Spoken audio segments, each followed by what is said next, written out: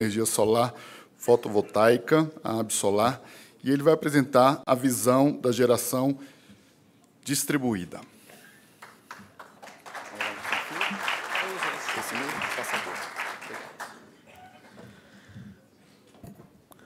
Muito obrigado. Eu gostaria de começar aqui em nome da Absolar, desejando a todos uma boa tarde, fazendo o meu agradecimento em nome da Associação Brasileira de Energia Solar Fotovoltaica, a ANEEL, pela oportunidade de compartilhar com vocês, nesta ocasião, neste excelente evento, a visão do setor solar fotovoltaico sobre o tema que para nós é extremamente importante, uma grande oportunidade, que é, de fato, a geração distribuída. Eu aproveito também para cumprimentar a ANEEL pela iniciativa. Nós tivemos, ao longo das alterações anteriores e da própria estruturação da Resolução Normativa 482, um exemplo dado pela ANEEL de engajamento da população, dos agentes, dos atores. Não por acaso, a ANEEL já disse em alguns momentos que foi um marco, um paradigma, uma mudança de paradigma importante para a própria agência e, eu diria, para o setor elétrico brasileiro, a vinda do mercado de micro e mini geração, a micro e mini geração distribuída e o sistema de compensação de energia elétrica. Então, eu pretendo aqui nos minutos que eu tenho à disposição, e depois no debate com vocês, aprofundar um pouco desse tema. Então, vamos aos números, às ideias. Primeiramente, a Absolar é a entidade nacional que representa o setor solar fotovoltaico brasileiro. A nossa associação congrega empresas de todos os elos da cadeia produtiva do setor solar fotovoltaico. Esse setor ele tem 3 grandes segmentos de mercado, um deles é a geração distribuída solar fotovoltaica, mas nós também atuamos na geração centralizada, as grandes usinas fotovoltaicas, essas com preços na faixa de R$ 118,00 o megawatt-hora, mas não a geração distribuída, que tem outra referência de preço. E também o segmento da cadeia produtiva desse setor. Vários dos nossos associados estão fabricando equipamentos no Brasil, fotovoltaicos, são mais de 30 fabricantes aqui no nosso país. Então, é para mim com muito orgulho que eu venho aqui representando todas essas empresas. Essas empresas, muitas delas nunca teriam se estruturado não fosse pela micro e mini geração distribuída. A gente vai ver os números que isso já está gerando do ponto de vista de benefício econômico, de geração de riqueza para o nosso país, que veio de um mercado novo que não existia. Também ganho de competitividade e geração de empregos, além de outros fatores. A ANEEL pediu que eu concentrasse um pouco a minha apresentação justamente na geração distribuída, no tema específico de tarifa, né? O que podemos falar sobre o valor da energia da micro e mini geração. Então, é nisso que eu vou me concentrar nesse primeiro momento. Mas eu queria mostrar para vocês alguns exemplos que já são conhecidos de todos. A geração distribuída solar fotovoltaica não é tecnologia de rico. No Brasil também já não é tecnologia de rico e está cada vez mais se tornando uma tecnologia popular e democratizada. O que vai permitir isso? Acesso a crédito.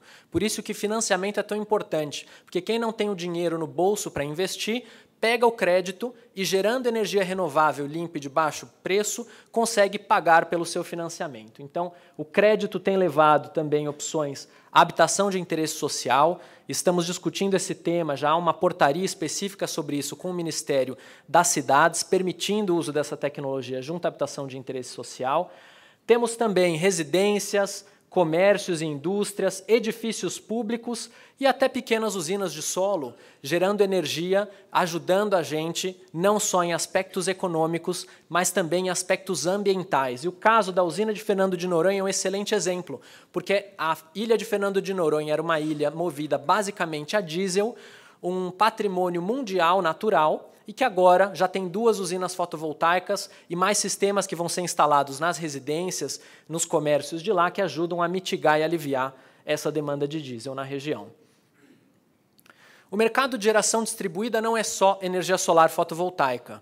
E aqui eu faço um destaque para a gente ver para as diferentes fontes de geração de energia, pequenas CGHs, né, ou seja, fonte hídrica, eólica, termoelétricas, a biomassa, e também aqui está um pouco de cogeração, e solar fotovoltaica, a diversificação desse mercado. Eu queria que vocês notassem que, apesar dos avanços importantes que foram ocorrendo ao longo dos últimos anos, como foi debatido aqui, chamado a atenção aqui por algumas pessoas durante as perguntas e o debate, de fato, a geração através de fontes hídricas, eólicas e termoelétricas, ela deu uma certa estagnada.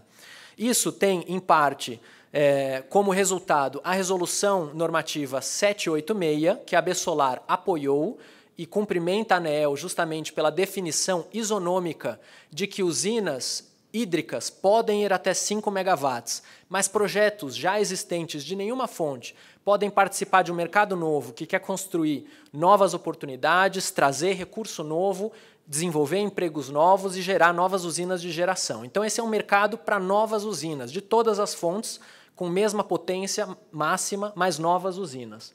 Ocorre que, quando tivemos essa mudança, no ano de 2017, a partir de 2018, o crescimento que nós vimos para a CGHs é bastante restrito, para a eólica ainda não ocorreu desde o início do ano, e para termoelétricas também é bastante pequeno. A solar fotovoltaica, com a sua versatilidade, com a característica de gerar para pequenos consumidores, continua avançando. Então, a regulamentação, de fato, está operando bem para elas, mas talvez para essas outras fontes é preciso uma reflexão. Olhando especificamente a fonte solar fotovoltaica, o crescimento do mercado continua. Alguns aqui disseram, um crescimento forte, mas é preciso a gente colocar em perspectiva esses números. Estamos falando de uma matriz elétrica de 160 mil megawatts, dos quais menos de 300 megawatts são de geração distribuída solar fotovoltaica. Somando as outras fontes, 370 megawatts, como o superintendente Matar nos apresentou no início do dia. Será que estamos, de fato, fazendo um bom trabalho? Esse é o papel que a geração distribuída deve ter no Brasil? Está na hora da gente revisar o desenvolvimento dessa tecnologia? São perguntas para a gente debater. Em número de unidades consumidoras, então, estamos falando em 30, 31, 32, em breve 35 mil unidades consumidoras, de um universo de 82 a 83 milhões de consumidores, que cresce organicamente a uma taxa de 1,2 milhões de novos consumidores por ano, dados da ABRAD. Então, nós não crescemos nem para chegar no crescimento orgânico do Brasil. Então, a fração da geração distribuída na matriz percentual ela não está crescendo, na realidade, porque a nossa participação é traço na matriz ainda, infelizmente.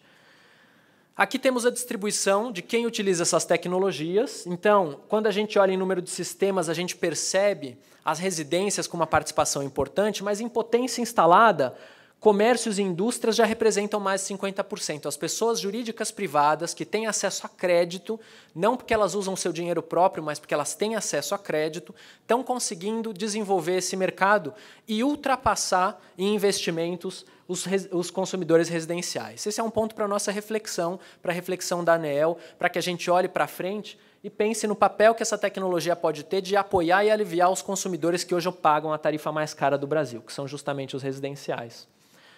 Muito bem, vamos a um pouco de números de investimento. De novo, eu reforço que esse é um mercado que só foi possível por conta da Resolução 482 da ANEEL. O mercado, antes disso, não se desenvolvia no Brasil de forma significativa. Tínhamos menos de 1 megawatt operando de forma estruturada na matriz, um pequeno projeto no Ceará que era de 1 megawatt, mas conectado à rede, junto à baixa tensão, praticamente nada. E vejam que impressionante como os números dos últimos anos já mostram para a gente que a geração distribuída solar fotovoltaica está ultrapassando a marca de 1 bilhão de reais em investimentos trazidos em geração de riqueza e valor para o nosso país. Esse ano, a projeção da ABSolar é de que nós vamos fechar o ano com por volta de 350 megawatts, em linha com as nossas projeções para energia solar fotovoltaica, eu vou chegar nesses números mais adiante, custo dos sistemas, tivemos reduções importantes também. Essas reduções não são só a geração distribuída. Na realidade, eu ouso dizer que o que tem promovido a redução majoritária do preço dos equipamentos fotovoltaicos é a escala da geração centralizada, que hoje representa 1,3 gigawatts operando na nossa matriz, 85% do mercado fotovoltaico brasileiro. Aqui a gente tem volume e escala e massa crítica para começar a negociar preços e ter um desenvolvimento mais positivo desses preços. E isso respinga também positivamente na geração distribuída, mas que sozinha não conseguiria atingir essa competitividade. E desde o ano passado nós ainda não tivemos uma evolução de preço tão significativo, né? Tem outros fatores que vão entrar nesse processo. Nós temos aumento, infelizmente, a fragilização do câmbio brasileiro, com o aumento do dólar frente ao real, vai ser um ponto importante que o nosso setor já está sentindo esse impacto em preços. Então, são pontos importantes para a gente considerar. Atrelado a esses investimentos, nós temos por volta de 3.000 empresas geradas, né, ou seja, que se desenvolveram desde 2012 participando do mercado de micro e mini geração distribuída. E aqui, com muito orgulho, eu tive a oportunidade de conversar nos intervalos com pessoas de Goiás, pessoas do Ceará, do Rio Grande do Sul, do Paraná. Eles estão aqui. A ANEEL conseguiu trazer a sociedade, que também nos acompanha online. Quem sabe, se a gente puder divulgar esse vídeo depois com as palestras para a sociedade, vamos ter mais engajamento. São mais de 20.000 empregos que foram gerados no ano passado, acumulado em micro e mini geração distribuída. Passamos pelos 2 piores anos de crise da economia brasileira e estamos conseguindo trazer esses enormes benefícios para o nosso país. Não só para a matriz elétrica brasileira, mas para o nosso país. Apesar disso tudo, mencionamos aqui os números da GD, né, que a gente se orgulha deles, mas eles são muito pequenos, perto da capacidade de geração dos estados e perto da demanda dos estados brasileiros.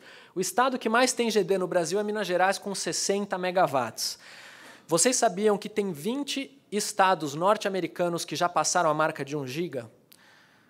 Então, 60 megawatts em GD para Minas Gerais, estamos começando. Estamos ainda longe de outros países que têm 15 anos de dianteira e que usam a medição líquida há 15 anos na sua matriz. Também comentamos ao longo do dia, e eu não vou me alongar nisso, que temos 2 mecanismos de compensação que não avançaram tão bem, né? A geração compartilhada, me contam alguns dos nossos associados que esse ano já vai entrar mais coisa, então tem negócio que está acontecendo na geração compartilhada, mas ainda numa fração menor, a gente observa nos dados da ANEEL, do que o total dos outros segmentos. E múltiplas unidades consumidoras. Também, recentemente, saímos de um único sistema para 21 sistemas, entraram as 20 primeiras unidades de um condomínio novo, mas ainda muito pequena. Então, é preciso, durante esse debate muito oportuno de revisão, aprimoramento da Resolução 482, que a gente leve uma atenção a esses números factuais. A gente precisa de mais dados. Muito do debate que é feito ainda no âmbito da geração distribuída é um debate de emoções, não é um debate de razão. Então, a gente precisa de dados, informações, números de mercado, de empregos, de sistemas, de potência, né? Isso vai ajudar o nosso regulador a planejar de forma estruturada para o futuro. Para falar de dados, vamos falar um pouco de dados da opinião pública. O que os brasileiros pensam e querem no que diz respeito à geração distribuída? Isso é muito importante porque a ANEEL, assim como o setor elétrico, não existem por si sozinhos. Eles estão inseridos na sociedade brasileira, estão inseridos na realidade do nosso governo e precisam fazer parte da evolução, do progresso e do desenvolvimento do nosso país. Muito bem. Pesquisa recente do Ibope Inteligência aponta que 89% dos brasileiros gostaria de gerar energia renovável nas suas residências, se tivesse essa oportunidade. Já o Datafolha aponta que 79% dos brasileiros investiriam em energia solar fotovoltaica se tivessem acesso a crédito competitivo. 85% dos brasileiros, ainda pela pesquisa do Data Senado, apontam que querem mais incentivos para energia solar e eólica.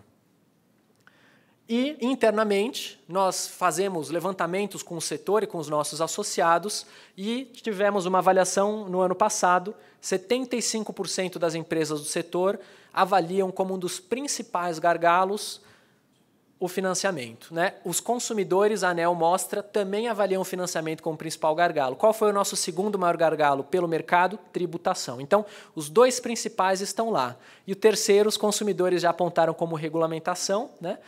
A gente não pegou esse número com os nossos associados, mas podemos fazer esse levantamento na sequência.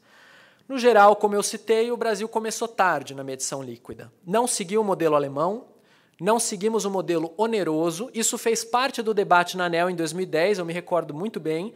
Foi discutido que modelo devemos seguir para a inserção da geração distribuída no Brasil.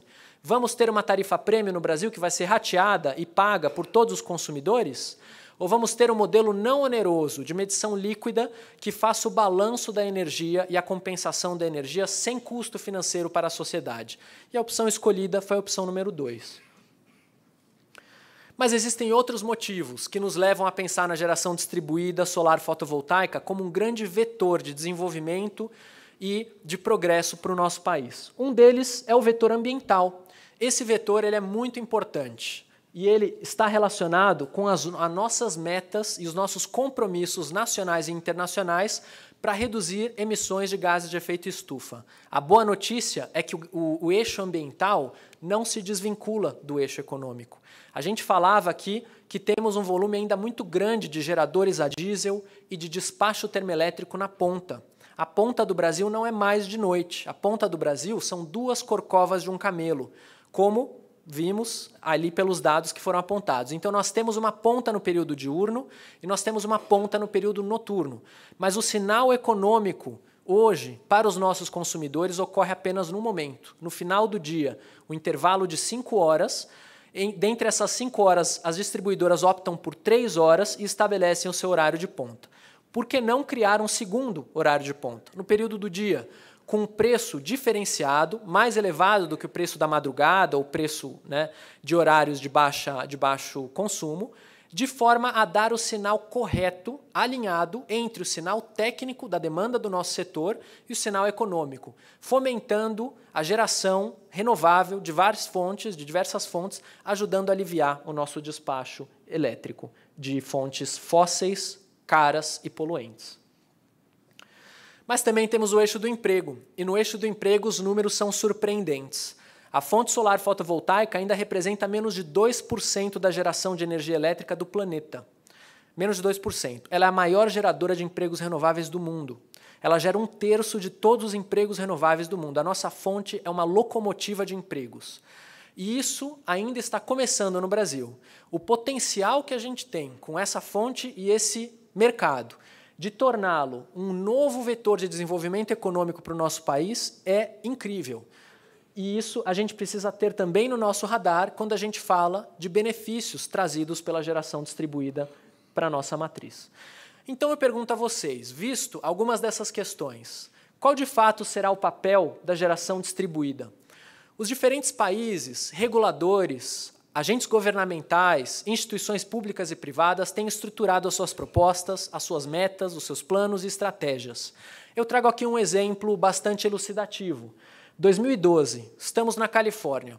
O governador da Califórnia estabelece uma meta para 2020. A meta são 12 gigawatts de geração distribuída no seu estado. No seu estado, não no país, no estado. Hoje, a Califórnia já ultrapassa a marca de 6 gigawatts de geração distribuída, um trabalho que foi construído ao longo de 15 anos. Qual foi a ferramenta fundamental do governo estadual e do regulador para chegar a esse resultado? Medição líquida. Vamos a um outro exemplo, mais recente. Califórnia, estamos agora em 2018. E agora, na Califórnia, virou uma diretriz de governo estruturada pela Energy Commission da Califórnia, vamos dizer que é o equivalente ao Ministério de Minas e Energia californiano, e ele estabelece que, a partir de 2020, novas construções na Califórnia precisarão gerar a sua energia renovável, contribuir para a sua demanda e para ajudar a aliviar os custos de energia para o país. Esse é um bom exemplo. Esses são caminhos que nós podemos estruturar, e a regulamentação da ANEEL é vetor fundamental para que a gente siga nesse caminho ou siga no mau caminho. O mau caminho é o exemplo do estado de Nevada. O estado de Nevada tinha empresas fotovoltaicas que geravam milhares de empregos. Foi tomada uma decisão equivocada de alterar a regulamentação, eliminando a medição líquida e ainda com custos retroativos para os consumidores que haviam investido na medição líquida. As empresas de solar fecharam as portas e abandonaram os estados. Os empregos foram perdidos. E a população se mobilizou e começou um engajamento público para virar o jogo, para reestruturar essa análise. E foi nesse diálogo, construído com maturidade, que eu com muito orgulho digo que em 2017, Nevada voltou a ser um estado com medição líquida. Ou seja, eles provaram outro modelo, não gostaram do outro modelo e voltaram para a medição líquida, porque ela está trazendo resultados positivos para o estado. Ocorre que o Brasil tem um único regulador e uma única regulamentação. Então, se a gente erra para o país inteiro. Né? A responsabilidade é muito grande. Então, a gente precisa pensar e amadurecer esse tema com bastante profundidade. Muito bem, para que a gente possa definir qual justamente vai ser a participação dessa geração distribuída na nossa matriz, a gente precisa entender qual é o valor que ela agrega e traz para a nossa sociedade. E nesse caso, aqui eu devo dizer que esperamos mais do trabalho, bom trabalho que foi começado pela CP 010, e por isso vamos contribuir nesse sentido. A CP 010 fala de sustentabilidade econômica. Eu acho que tem um aspecto da sustentabilidade econômica que é levado em consideração na CP 010, mas existem diversos outros aspectos que ainda não entraram na CP e nós poderemos amadurecer em conjunto. Outros aspectos importantes dizem respeito à sustentabilidade ambiental, que não foi incorporada ainda na CP 010 em nenhuma das palavras do documento, aparece como um eixo, como uma proposta, como uma estrutura. E temos também a sustentabilidade social. Essa regulamentação, como eu mencionei, faz parte da estrutura de desenvolvimento de um novo mercado de grande potencial de geração de empregos, renda, de forma pulverizada e distribuída para o nosso país. Muito bem, a nosso favor nós temos os especialistas nacionais e internacionais. Nós vamos ouvir alguns dos estudos que foram feitos aqui. E estudos, existem muitos para serem avaliados no mundo. Eu vou trazer algumas dessas experiências para que a gente possa amadurecer o nosso debate. A primeira delas é um estudo transversal muito interessante, feito em 2013 pelo Rocky Mountain Institute, e que avaliou diversos benefícios e valores que a geração distribuída agrega à matriz. Eles não fizeram um único estudo, eles avaliaram 14 diferentes estudos que foram feitos. E eu vou mostrar para vocês o resultado desse trabalho de forma bem rápida. Mas eu queria trazer o seguinte aspecto, a seguinte reflexão. Quando a gente fala, portanto, dos benefícios da geração distribuída, nós estamos, sim, falando de energia, como o colega Marco Delgado mencionou. Então, um dos benefícios é a energia, mas ele não é o único benefício. E por isso que na conta a gente precisa inserir a energia, a postergação de investimentos em novas usinas, mas também precisamos inserir outros fatores, como a capacidade de geração, a capacidade de reserva, a postergação de geração em horário de ponta a preço mais elevado. Também temos que falar da questão dos serviços de suporte à rede, alívio de transformadores e alimentadores, redução de custos de transmissão e distribuição. A esse ponto eu vou aprofundar um pouquinho mais adiante. Também os benefícios ambientais e sociais e os aspectos de risco atrelados a essa fonte. Todas essas questões elas podem ser detalhadas e elas podem ser quantificadas. Podemos ir quão fundo nós queiramos ir. Temos um prazo para isso e, portanto, nós trazemos aqui algumas propostas de itens que precisam ser levados em consideração no caso brasileiro. Redução de demanda de energia elétrica, a adição de nova capacidade de geração próxima à carga e com benefícios específicos da geração distribuída próxima à carga, como apontado pela ANEEL na apresentação inicial do dia, o atendimento à demanda no horário de ponta, que traz benefícios específicos, aumento da segurança energética, diversificação do pool de geração da nossa matriz, o fornecimento de serviços ancilares, já está sendo testado em algumas usinas de maior porte do setor fotovoltaico, também aumento de reservas operacionais, alívio de alimentadores, como eu havia citado, subestações, minimização de perdas elétricas, consideráveis no caso da nossa matriz continental. Mas vamos para além da esfera técnica. Podemos falar da esfera socioeconômica. Aqui trouxemos alguns exemplos. A geração de empregos locais e de qualidade e renda que vem com esses empregos, o aquecimento da economia, desenvolvimento de novos negócios e atração de investimentos para o país, e também a redução de outros combustíveis que seriam consumidos para gerar essa energia e que trazem benefícios econômicos direto ao sistema. E temos também aspectos da esfera ambiental. Redução de uso de solo na geração de energia elétrica. Sistemas podem muitas vezes ser incluídos em edificações já existentes nos seus telhados. Redução de emissões de gases de efeito estufa, também de poluentes, materiais atmosféricos, que poderiam ser ruins para a saúde, que têm custos para a nossa sociedade. Redução do uso de água, alívio na pressão dos nossos reservatórios hídricos e ainda o aumento da participação das renováveis na nossa matriz, que é parte da diretriz governamental do nosso país. Esses são alguns exemplos na esfera ambiental. Rodrigo, como é possível a gente valorar, transformar em números esses aspectos? Isso é plenamente possível. Isso tem sido feito de forma continuada em vários países. E eu trago aqui alguns exemplos dos Estados Unidos que usa justamente o nosso modelo de medição líquida.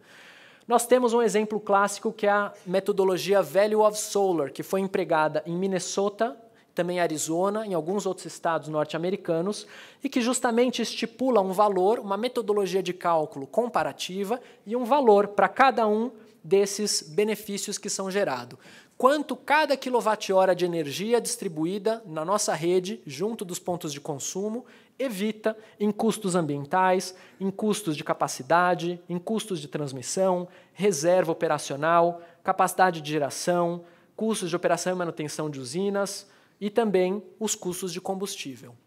Cada matriz, cada estado, se a gente quiser ser detalhista, cada subestação teria uma resposta para essa análise. Mas não precisamos chegar ao nível da subestação.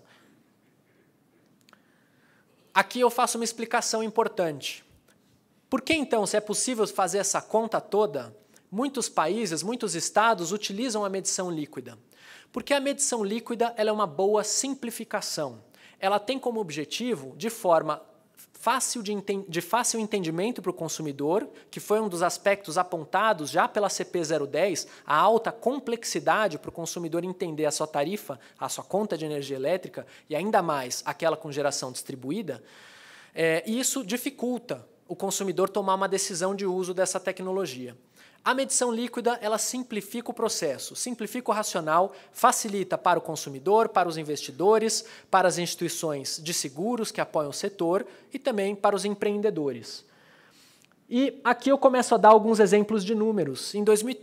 Já em 2013, foi feito um estudo que levou em consideração também a existência de custos. Então, não estou aqui de forma alguma querendo minimizar os custos. Eles existem, eles precisam ser computados e eles precisam ser postos na balança. Existem custos, por exemplo, como os custos adicionais de fazer a operação e a gestão dos programas de geração distribuída junto às concessionárias. Existem custos como, por exemplo, perda de receita direta das distribuidoras. Então, existem custos ao sistema. E o que a gente precisa é colocar os pontos de forma madura na balança, valorando e valorizando cada um desses aspectos para podermos entender aonde está o fiel da balança. Hoje em dia, existe um discurso de que a geração distribuída onera o consumidor. Existe um discurso de que a geração distribuída onera a distribuidora. E existe um discurso de que a geração distribuída não onera ninguém. Mas vamos sair do discurso e vamos entrar nos números e fazer as contas. Ok, vou acelerar um pouquinho aqui. Então, qual é o valor da micro e mini geração? Como eu mencionei, um estudo comparativo que foi feito pelo Rocky Mountain Institute, avaliando justamente essa análise que foi feita por diferentes estudos em diferentes regiões dos Estados Unidos, vários desses estudos feitos pelos reguladores dos Estados Unidos mostram que para 10 dos 14 estudos avaliados, a geração distribuída tem o mesmo valor ou valor mais elevado para a sociedade do que a tarifa cheia do consumidor final. Em 4 desses estudos, o resultado foi o contrário. O valor da geração distribuída é menor do que o valor da tarifa cheia. Qual é a resposta para o caso brasileiro? A ANEEL já fez uma avaliação preliminar desses números, trazendo um global que mostra, foi feito lá em 2015, que os benefícios da geração distribuída são 3,8 vezes maiores do que o seu investimento. Aqui a gente já tem um norte, mas nesse norte da ANEEL não foram incluídos aspecto ambiental, aspecto social, então ficou uma parcela importante do valor de fora da análise. Por outro lado, a CP 010 elencou ali algumas propostas de itens para estudar, mas, curiosamente, disse que um dos itens que não precisaria ser estudado é a contribuição da geração distribuída para a postergação de custos de transmissão. E aqui eu trago os números reais da Califórnia. O operador da Califórnia identificou que a combinação de geração distribuída e eficiência energética trouxe uma economia de 2,6 bilhões de reais aos consumidores californianos. Só aqueles que usam geração distribuída? Só aqueles que investiram em eficiência energética? Não, todos os consumidores californianos. Isso significa dizer que se a gente quisesse utilizar o argumento do subsídio perverso, aqui é um subsídio que é dado dos consumidores de geração distribuída para a sociedade californiana sem retorno direto sobre o seu investimento. Então a gente precisa avaliar esses números. Também lá foi notado que a geração distribuída, como ela ocorre no horário de maior consumo da Califórnia, evitou o despacho de 3 gigawatts de termoelétricas ao longo do dia. Então, pontos importantes que precisam fazer parte da análise. Muito bem, já partindo para a finalização aqui, temos também uma análise que foi feita em 2017, recentemente, pelo Berkeley Laboratories, nos Estados Unidos, um centro de altíssima reputação, e que avaliou justamente quais são os impactos da geração distribuída solar fotovoltaica em comparação com outros impactos à rede. Qual foi o resultado do estudo? Impactos negligenciáveis, irrisórios, né? Frente aos demais impactos. Então, geração distribuída solar fotovoltaica não impactou, no estudo do Berkeley Lab, os consumidores norte-americanos. A Nevada Public Utility Commission também fez a sua avaliação, o seu estudo. Qual foi o resultado? Na mesma linha, impacto irrisório. Brookings Institution fez o seu estudo. Net metering is a net benefit, ou seja, é um benefício líquido para a sociedade norte-americana. Aqui a gente vê que agora acho que são 52 estados norte-americanos, me desculpem a falha, 53, acredito, perdão. 41 desses estados utilizam a medição líquida, né? Então, existe um motivo pelo qual esse incentivo tem dado tão certo nos Estados Unidos, um país que hoje conta com, no total do seu país, já mais de 20 gigawatts de geração distribuída operando na matriz. Lá em 2015,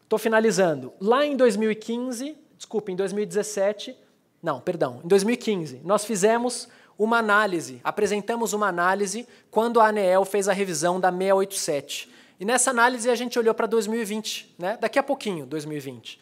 Nessa análise, a gente imaginava que até 2020 teríamos por volta de 150 sistemas de geração distribuída, com base no cenário mais otimista da ANEEL, solar fotovoltaica, lembrando que o cenário da ANEEL avaliou consumidores residenciais e comerciais para solar fotovoltaica. Então, muito cuidado ao usar os números da ANEEL agregado, comparando com os números do que hoje temos de micro e mini geração distribuída. Aquele número foi para solar fotovoltaica. Então, comparem ele com 282 megawatts, 284 megawatts de geração distribuída solar fotovoltaica. E a previsão é de que teremos por volta de 600 megawatts de geração distribuída solar fotovoltaica acumulada em 2020. Até o final desse ano, eu citei por volta de 350 mega, deverão, segundo a nossa projeção, estar em operação. Ou seja, se nós errarmos, vai ser por 6 meses nessa projeção, não muito mais do que isso. Menos de 0,1% da demanda do Brasil lá seria atendida pela geração distribuída solar fotovoltaica, mas gerando benefício líquido aos consumidores de 1,15 bilhões de reais, com custos, sim, ao setor elétrico, 331 milhões, mais benefícios positivos de 827 milhões, desculpa, o líquido está aqui embaixo, 827 milhões de reais aos consumidores. Gerando movimentação econômica, já acreditamos que vamos superar a marca de 2 bilhões até o final desse ano. Muito bem, implementar outros modelos para o consumidor de micro e mini geração distribuída poderia levar a uma série de impactos negativos. São temas que a gente acredita vão precisar ser aprofundados na CP 010 e no debate aqui ao longo do dia. Então eu vou passar um pouquinho rápido aqui para a gente poder dar sequência nesse debate, né? Então, importante citar é justamente isso. A redução de receita que esse mercado vai gerar é extremamente pequena e pode, por outro lado, propiciar o desenvolvimento econômico, social, ambiental, de forma estruturada no nosso país. Qualquer mudança que venha a cobrar do consumidor de geração distribuída um uso da rede de uma forma não bem estruturada, pode simplesmente inviabilizar o mercado de geração distribuída. Esse é o cuidado que nós precisamos ter.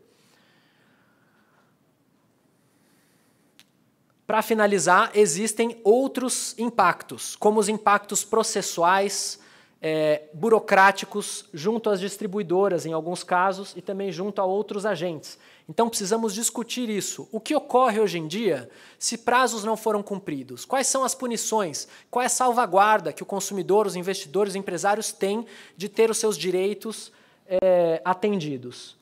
Então, a AB Solar possui uma série de propostas e ações em desenvolvimento em várias áreas estratégicas para a geração distribuída, e nós vamos poder discutir com vocês muito desses aspectos.